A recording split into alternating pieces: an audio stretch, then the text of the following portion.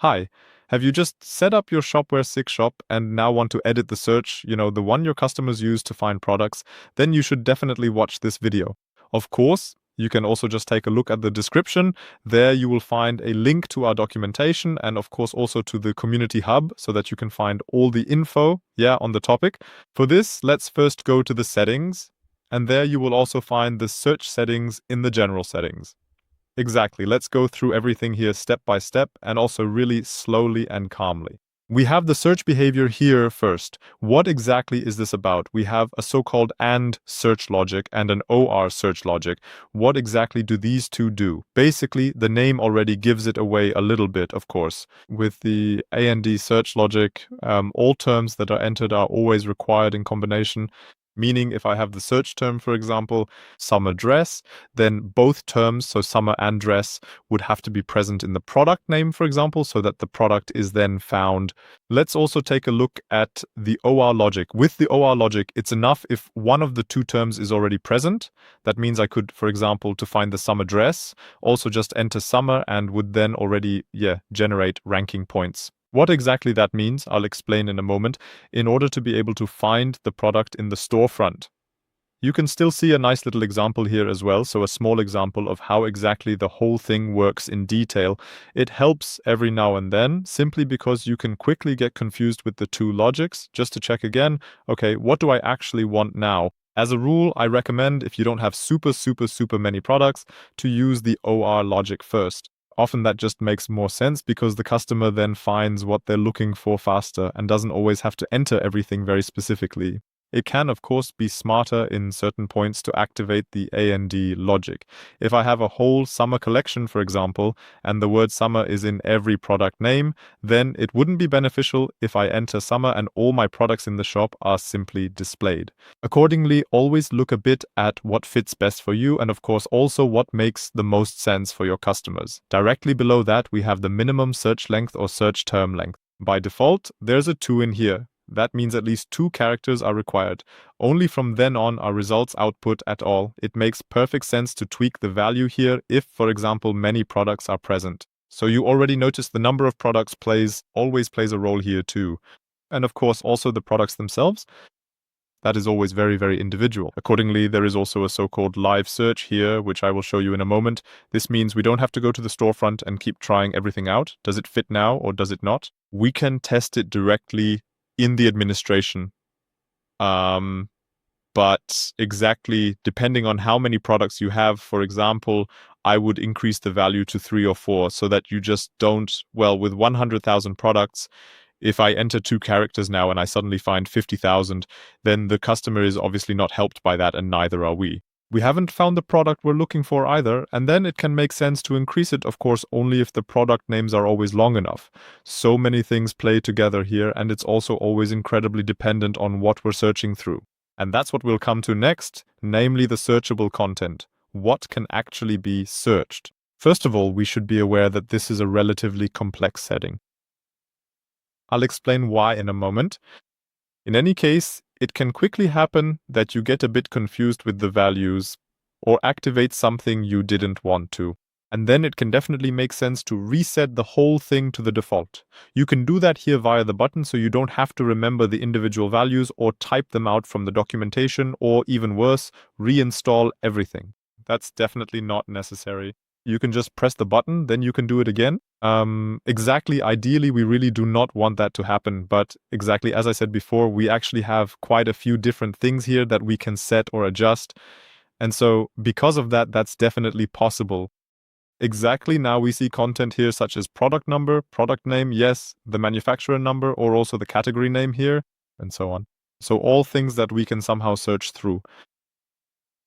Then it's always indicated afterwards whether it's searchable at all. You can already see a lot of things here, like the product tag, which you can't search at all because there's a cross next to it. You can just double click on it, then you can edit this individual value. You can then check the box or not, and then save, and then it's saved. In the top right of the administration, you'll also get direct feedback on whether it worked. Now we see to the right of it, and this is probably the most important field, the so-called ranking score. So we can rank specific things higher than others. What does that mean?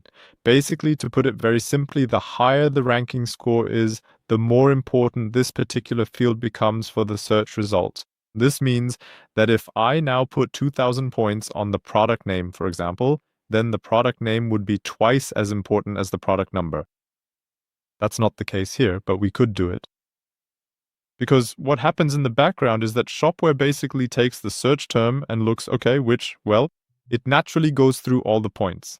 And then it checks how high the term entered by the customer scores, and the higher this score is, the higher it will be displayed in the sorting afterwards.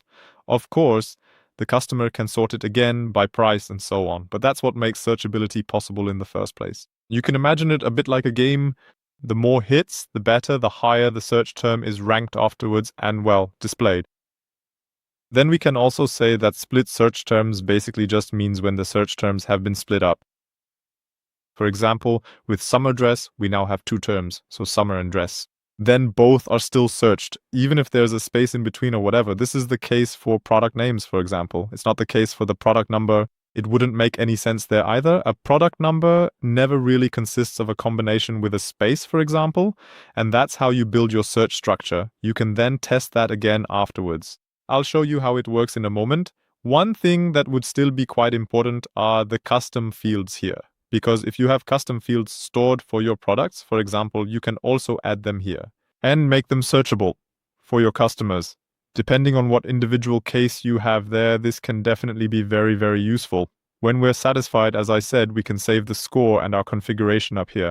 But I'm still going to scroll all the way to the bottom now. There's also another relatively important thing here, and that's the exclusion of search terms. Yes, so for example here, I, me, my, myself, and so on are excluded. These are things we usually don't want to search for. There are a few default terms that are already in here. If you have one of these terms in your product name, for example, you could just search for it here and cross it out. And of course, you can also add new terms if you want to. Okay, now we've configured our search as far as we think is right, and now we want to test it, and now we want to test it. To do this, we just go to live search, and what we have to do first here is rebuild the so-called index. What does this index actually do? Imagine it like a phone book where we have lots of entries for every single term. So for our individual products, for example, and this index simply builds the whole thing again. It basically rewrites the phone book according to the settings we've made so that Shopware can go through this phone book afterwards to find the term as quickly as possible. If you didn't have such an index, a search would take an incredibly long time and not just a few milliseconds. Exactly, we'll just click on it now. It usually takes a moment. It's important when building the search index that we leave the administration open for that long, and then we also see, hey, the index was last built at 12:38. That's when we last updated it. We can also automate this and so on, but that would go beyond the scope of this video. Right below that, we have the sales channel live search. This means that here we can automatically search through things right in the administration. First, we can choose which sales channel we want to apply this to, because, for example, not every product is in every sales channel, but the logic is applied to it. Exactly, I could use the headless one here, for example, and then say, hey, term XY, and then just like in the storefront, I can apply a sort by name, by price, top results, and so on. And yes, if everything fits here, great, save it, exit. If not, see, okay, what was ranked higher than the other. And then you can get to the bottom of it a bit by looking at, okay, what kind of logic did I build here again? And does it make sense that it's displayed like this? Because sometimes you overlook, for example, that the category name also matched. And that's why the product was ranked a bit higher. And then you can still decide, okay, do I want to exclude the category name, for example, from the search? Do I want to rename the category? Or do I want to give the category name a lower ranking of, say, only 400 points? And that's how you build it up piece by piece. Search is, of course, an incredibly complex field. You can configure a great deal here. And it can also be expanded with further extensions and so on from our store. There are many different things. Exactly, by default, for most shops, the logic we deliver by default will definitely be enough because you can already configure so much here. And exactly, I hope you have a lot of success with your Shopware 6 shop and also with the search. That should be it for this video. Take care and bye.